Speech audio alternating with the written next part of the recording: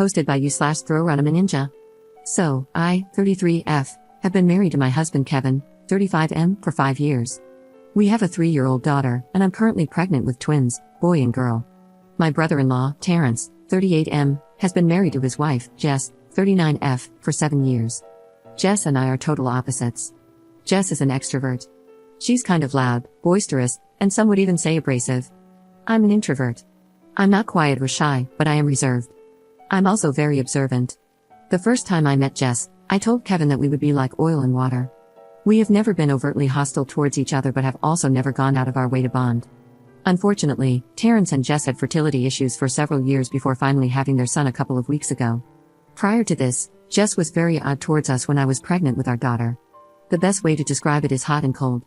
One minute she pretended like she didn't care while we were talking about it at family gatherings, the next she was volunteering to throw the baby shower. I gave a firm no to that. We both assumed the behavior was because of their fertility issues and didn't think too much of it. But the strangest thing she did was almost demand to know what we were naming our daughter before we announced it. She asked us constantly after our gender reveal and got visibly annoyed when we just laughed her off and said it was a secret. We couldn't understand why she cared so much, as she was not expecting at that time. Regardless, we didn't share the name with anyone. When our daughter was born and her name was finally announced, Jess was kind of, how should I put this, obsessed with it. I don't know how to explain it. She just kept going on and on about how beautiful and unique it was. To this day, she comments about how different it is. The name we chose is a pretty common Welsh name, which wouldn't be all that different except for the fact that we are African American, lol. I've always gravitated towards names from different regions and found it and fell in love with the name years ago and never shared it with anyone prior to Kevin. Fast forward to both of us being pregnant at the same time. Jess' odd behavior continued towards me, but this time it was more blatant. Snarky comments, under the guise of jokes, about how big I was going to get with 2 babies and how my body would never snap back like it did after our daughter. She even accused us of getting pregnant on purpose after she announced her own pregnancy, even though the whole family knew we were actively trying. At the time of her announcement, I was already a few weeks along and didn't know it yet. One thing about me, introvert or not, I'm no pushover and will stand up for myself. But I chose to ignore Jess because I knew that would get to her more than confronting her would, since she seems to thrive off drama. Jess was obviously much further along than we are, but we did have our gender reveal prior to Jess giving birth. And right on cue, the baby name interrogation started again. Because they decided not to find out the gender of their baby in advance, Jess kept hounding us for both of the names we had already picked out. But again, we declined to answer. After days of this, I got annoyed and asked Kevin if he thought the reason for her insistence was that she wanted to use the name first, since she was due before us. He kind of chuckled until he realized I was serious and said he didn't think so, but that anything was possible. So I said, let's test it. We were due to host my father-in-law's birthday at our house a couple of weeks later, and I decided to leave something in the unfinished nursery with a girl and boy name on it to see if Jess went snooping. Since Kevin thought it was silly, he said he would give me $20 if she did it. So, I went on a site where you can order custom name wall decals and put in the names Arya Rose and Sebastian Ali. These are names we like, but they aren't remotely close to what we actually chose. This will also be our last pregnancy, so even if Jess did use them, we wouldn't care. I didn't complete the order. I got to the final page, then printed it out and hid it in a dresser drawer in the nursery. The party went off without a hitch, but because we were busy hosting, we never noticed if Jess disappeared for any extended period of time. The next morning, when I went into the nursery, nothing was out of place, and the order sheet was still in the exact location. So, we both just said, "Bail," and forgot about it. However, I did notice that Jess never asked us about the names again. Then Jess gave birth. We went to the hospital to offer our congratulations. When we went in to see the baby, I asked what his name was, and man, I cannot properly explain the crap-eating grin that came over Jess' face as she said, Sebastian Ali. I mean, she was really proud of herself. Honestly, it's the most vindictive I have ever seen her look in the years I've known her.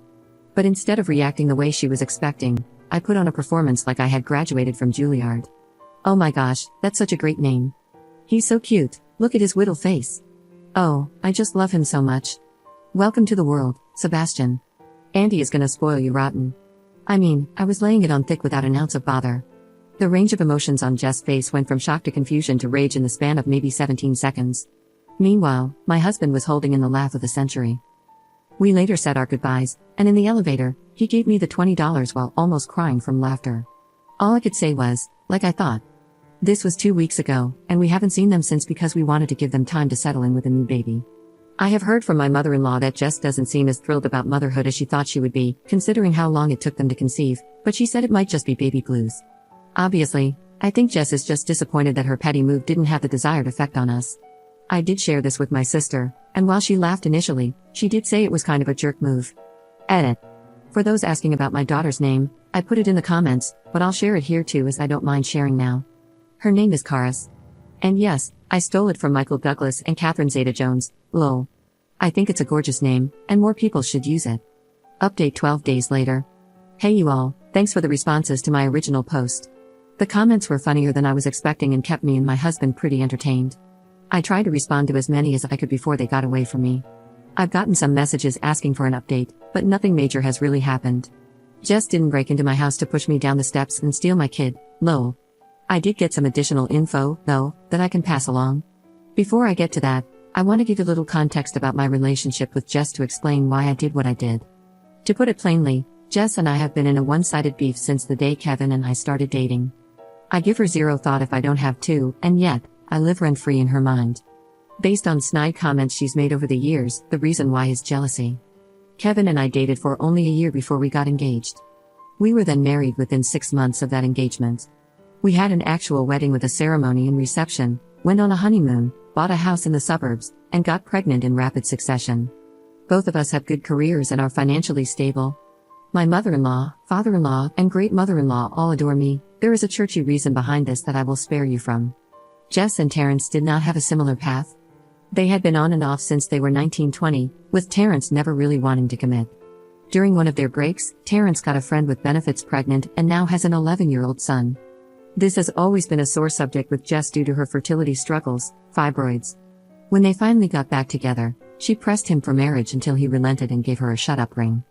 They went to the courthouse on a random Tuesday, then had dinner at Red Lobster afterwards and went back to work the next day. Not trying to be shady, just relaying the facts.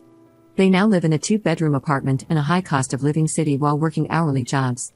They aren't earning minimum wage or anything, but they constantly need overtime to make ends meet. This has led her to resent me over the years. She thinks everything has come easily to me and has let that fester. There was a time a few years ago at a gathering when she got drunk and argued with Terrence. I think her attitude that night stemmed from seeing me with my infant daughter. To hurt him, she blurted out that she married the wrong brother. Everyone was shocked, but I wasn't. She just said the quiet part out loud and revealed what I already knew. So I poked her a little and said, "Really, which one? That's kinda gross since both were minors when you met them." For context, Kevin and Terrence also have a younger brother, Tim, 28M. Boy, did she fly off the handle after that, lol. To this day, she claims to have no memory of that night. Anyway, now I know there's a new reason why she resents me. Now, for the update. Like I said, nothing has really happened since I last posted. I haven't seen or heard from Jess since that day in the hospital. Terrence also hasn't communicated much with Kevin other than sports talk. However, my mother-in-law has been with them almost every day. She came over yesterday to go over some last-minute things for our baby shower, which we are having the Saturday after Halloween. I am not due until late January, but with the holidays and twins tending to arrive early, we just wanted to get it out of the way. Anyway, after finalizing some things, I asked my mother-in-law how Terrence and Jess were doing. She sighed, leaned back in her chair, and said, "Girl, it's a mess." She goes on a long word vomit that I'll have to summarize. Basically, they've been at it since before the baby was born. When they were discussing names, Jess's list only consisted of girl names. When Terrence asked, "What if it's a boy?" Jess was adamant that it wouldn't be, but if it was, they would just name him Terrence Jr. This caused an argument because Terrence's 11-year-old isn't named after him, and it would be petty to name the second son a junior. Unbeknownst to me, Jess was having severe anxiety, not over the name, but the gender of their baby. So much so that she refused to find out early because she was afraid of disappointment and wanted to enjoy her pregnancy believing she was having a girl. She really wanted a girl. I mean really wanted a girl. This goes back to my mother-in-law, in my opinion. My mother-in-law is the only girl among 4 brothers. She had 3 boys. 2 of her 3 sons, Tim has a 6-year-old, have boys. Then my daughter came along. My mother-in-law actually broke down in tears at our gender reveal. Since the day she was born, my mother-in-law has become a little obsessed with her, lol. Not in a just no-no way, she knows and respects boundaries, but the whole family is aware that my daughter is my mother-in-law's favorite person in the world. I think Jess thought that by having a girl, she would get the same attention and affection from my mother-in-law, as she has never been Jess's biggest fan. When that didn't happen, something short-circuited in her head, my mother-in-law's words, not mine.